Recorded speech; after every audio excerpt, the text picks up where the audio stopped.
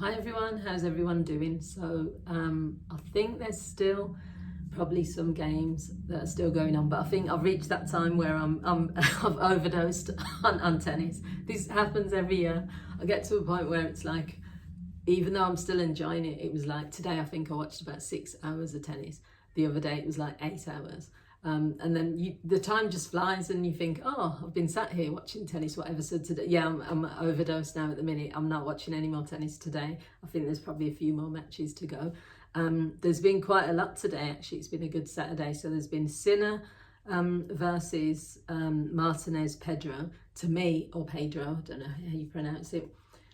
Yeah, boring game. I know that everyone keeps going on about him. I know that he's obviously #1 in the world. Is he #1? I think so.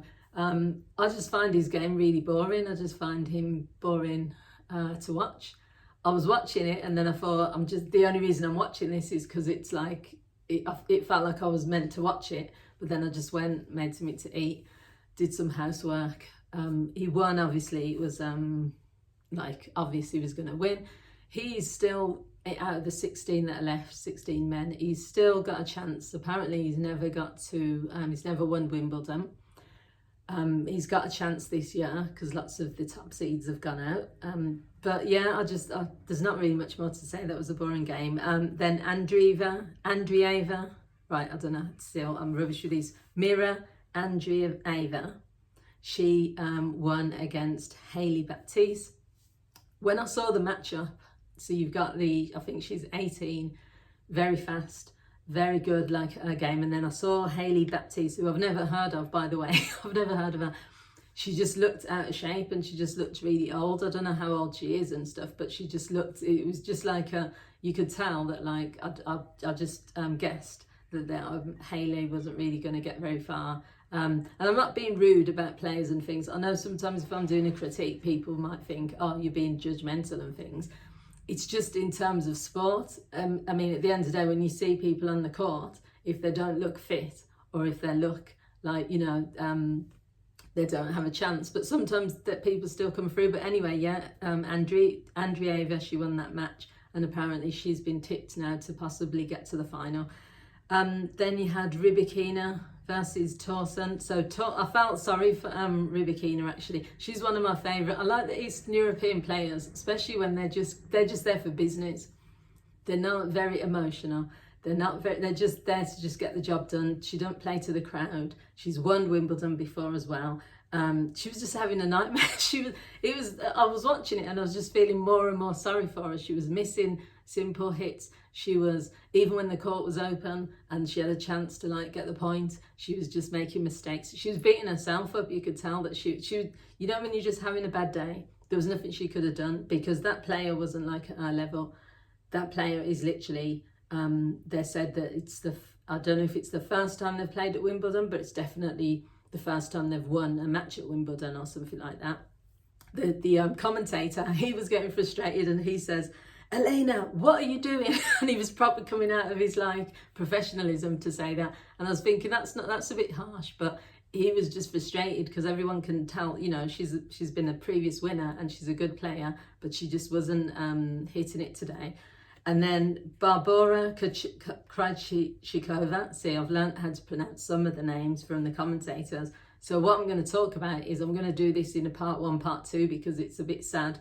The previous champion, the reigning champion, has gone out today. And she went out in a really bad way. And I felt, yeah, it was hard to watch. So Emma Navarra, I love the way that the commentator was throwing shade. So Emma Navarra is a billionaire. She's like the daughter of a billionaire, apparently. And at first, when she came into like sports, everyone was saying, oh, you're just playing for fun and all this stuff. And the commentator said, even though you're a billionaire, you're still going to have to earn your money. And I just thought it was a bit of shade. She hasn't got any personality. Even in the interview, she's very flat. When someone is just talking and they're not, you can't see the passion and you can't see the personality.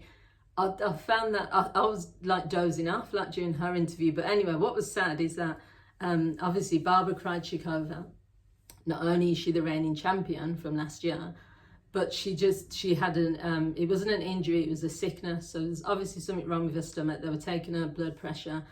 She was trying her best. It was similar to like Serena Williams on her last game when she had an obvious leg injury, and she was just trying, and you just felt for, because there's nothing you can do if you're physically injured and you're playing against someone in peak position physically. You're going to make mistakes, and also you're not going to be at their level. And obviously, Krejcikova has won Wimbledon, so she's a top player, but she just wasn't in best condition. So it was just sad. It was kind of like, you know, when you see an injured dog or an injured animal, and you just know that like they're going to keep going, but eventually they're going to just have to stop. And yeah, when she broke down, it was just, she was making double faults. She was trying to like hit the ball in just one direction so that she didn't have to run. And then I think the final thing was when she just went to the fence and was crying. I felt that.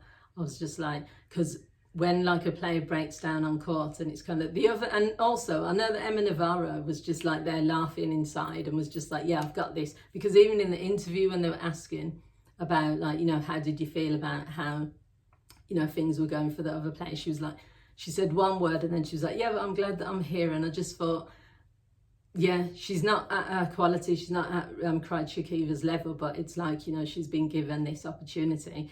I don't think, my personal feeling is out of the women, because definitely can't pronounce her name, Iga Swiatek, I don't think that's how you say it. She beat her, Danielle Collins in her match. I love her personality. From when the interviewer was saying about her nicking the towels, and she keeps saying it now to people, who's stealing all the towels? And she just owned it. She was like, yeah, I took 6 of the towels with me. You know, I don't know if I meant to. She's just funny. She's funny in her interviews, but she just gets on with the job. She hits the ball really hard. I think if I have to predict, my prediction is either Sabalenka or Iga Swiatek's going to win it this year for the women. I was really shocked like that Coco Gauff went out first round. I didn't even see that match. I didn't even know she went out until next day. There were so many matches on that day, and I'm thinking, oh, I'll see Coco Gauff in the next round. She went straight out. Then Emma Raducanu last night, she went out, so I was sad about that. Then who else has gone out of my... Yeah, Rybakina, she's gone out now. Obviously, Krejcikova, she's gone out. So it's a bit...